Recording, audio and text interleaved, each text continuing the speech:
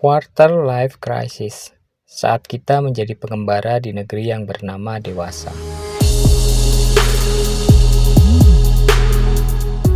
Ada masa dalam hidup ketika kita merasa seperti seorang pelaut yang terbangun di tengah kabut. Laut terbentang ke segala arah, angin terus bergerak, gelombang terus berjalan menuju pantai yang entah di mana. Tetapi kompas di tangan terasa kehilangan jarumnya. Dan untuk pertama kalinya, kita tidak tahu harus berlayar kemana. Mungkin itulah yang disebut banyak orang sebagai quarter life crisis. Sebuah musim ketika usia bertambah, tetapi kepastian tidak ikut tumbuh. Ketika kalender terus berganti, tetapi jawaban atas pertanyaan hidup justru semakin menjauh. Kita berdiri di jembatan yang menghubungkan masa muda dan kedewasaan. Di belakang terdengar riuh masa lalu yang memanggil. Di depan terbentang masa depan seperti hutan berkabut yang belum pernah dipetakan. Dan di tengah-tengahnya kita berdiri sendirian, membawa ransel penuh harapan, sekaligus koper berisi ketakutan. Dulu, saat masih kecil, hidup terasa seperti buku cerita yang sudah memiliki akhir. Kita percaya bahwa suatu hari nanti semuanya akan jelas. Bahwa orang dewasa tahu apa yang mereka lakukan. Bahwa umur 25 atau 30 tahun adalah pelabuhan tempat semua pertanyaan berlabuh.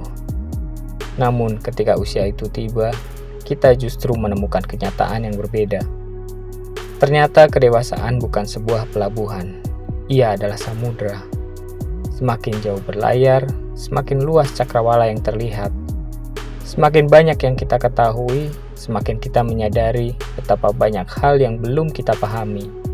Lalu datanglah media sosial, sebuah jendela ajaib yang membuat kita bisa mengintip kehidupan orang lain. Setiap hari kita melihat kembang api keberhasilan orang-orang. Foto wisuda, foto pernikahan, foto rumah baru, foto perjalanan ke negeri yang jauh. Namun yang tidak kita sadari, kita sedang membandingkan ruang belakang rumah kita dengan panggung pertunjukan milik orang lain. Kita melihat bunga yang sedang mekar, tetapi tidak melihat akar yang pernah berjuang dalam gelap. Kita melihat buah yang ranum, tetapi tidak melihat musim kemarau yang hampir membuat pohonnya mati. Kita melihat kapal yang berhasil mencapai pelabuhan, tetapi tidak melihat badai yang pernah hampir menenggelamkannya. Dan karena itu, kita mungkin merasa tertinggal, seolah-olah semua orang sedang berlari dalam sebuah perlombaan yang bahkan tidak pernah kita daftari. Padahal hidup tidak pernah menjadi lomba lari. Hidup lebih mirip langit malam. Setiap bintang memiliki waktunya sendiri untuk bersinar. Ada yang muncul lebih awal, ada yang baru terlihat ketika malam semakin larut. Tetapi langit tidak pernah membedakan siapa yang paling cepat bercahaya. Karena tugas bintang bukan mengalahkan bintang lain, melainkan menerangi bagian langit yang menjadi miliknya. Sayangnya, kita sering lupa. Kita sibuk mengukur tinggi pohon lain sampai lupa menyiram akar kita sendiri. Kita sibuk menghitung keberhasilan orang lain sampai lupa menghargai perjalanan kita sendiri. Quarter life crisis sebenarnya bukan badai yang datang untuk menghancurkan. Ia lebih mirip musim gugur. Daun-daun lama mulai berjatuhan, keyakinan lama mulai luruh. Mimpi-mimpi yang ternyata bukan milik kita mulai meninggalkan ranting kehidupan. Proses itu memang terlihat menyedihkan. Pohon menjadi gundul, cabang-cabangnya tampak rapuh, seolah kehilangan segalanya. Namun musim gugur tidak pernah bertujuan membunuh pohon.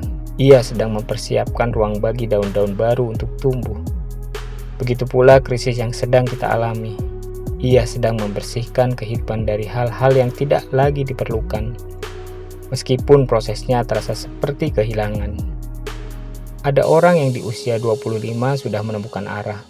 Ada yang baru menemukannya di usia 40. Ada yang harus tersesat berkali-kali sebelum mengenali jalan pulang. Dan itu tidak apa-apa. Karena sungai pun tidak pernah malu saat berkelok. Ia tidak memaksa dirinya menjadi garis lurus. Ia menerima batu-batu yang menghadang, ia memeluk tikungan, ia berdamai dengan jurang, dan justru karena itulah ia mampu mencapai laut. Mungkin kehidupan sedang mengajarkan kita menjadi seperti sungai. Tidak terburu-buru, tidak panik, tidak memaksa, tetap bergerak meski pelan, tetap mengalir meski jalannya berliku. Barangkali saat ini kamu merasa seperti benih yang terkubur dalam tanah, gelap, sunyi, terhimpit. Tidak ada tepuk tangan, tidak ada penghargaan, tidak ada yang tahu perjuanganmu. Tapi benih tidak pernah menganggap tanah sebagai kuburan.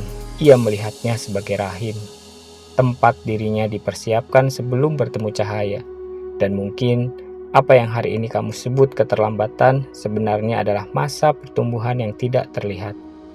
Mungkin akar-akar sedang bekerja diam-diam, mungkin kehidupan sedang membangun fondasi yang belum bisa dilihat siapapun, karena bangunan yang tinggi selalu memerlukan fondasi yang dalam. Dan pohon yang mampu menantang badai selalu memiliki akar yang rela tumbuh dalam kegelapan. Jadi jika hari ini kamu merasa kehilangan arah, jangan buru-buru menyebut dirimu tersesat. Mungkin kamu hanya sedang berada di tengah kabut, dan kabut memiliki satu sifat yang sering dilupakan. Ia tidak pernah bertahan selamanya. Cepat atau lambat, matahari akan datang. Sedikit demi sedikit jalan akan terlihat. Pohon-pohon akan menampakkan bentuknya, dan langkah berikutnya akan menjadi lebih jelas. Maka, teruslah berjalan, meski perlahan, meski gemetar, meski hanya sejauh satu langkah setiap hari. Karena pengembara tidak menemukan tujuan dengan menunggu. Ia menemukannya dengan terus melangkah, dan siapa tahu, jalan yang hari ini terasa membingungkan, suatu hari nanti justru akan menjadi kisah yang paling kamu syukuri. Sebab tidak semua yang terasa tersesat sedang menuju kehancuran. Ada yang sebenarnya sedang diarahkan menuju tempat yang belum pernah ia bayangkan. Dan mungkin tanpa kamu sadari, kehidupan saat ini sedang menulis bab terpenting dari cerita yang kelak akan membuatmu tersenyum ketika membacanya kembali.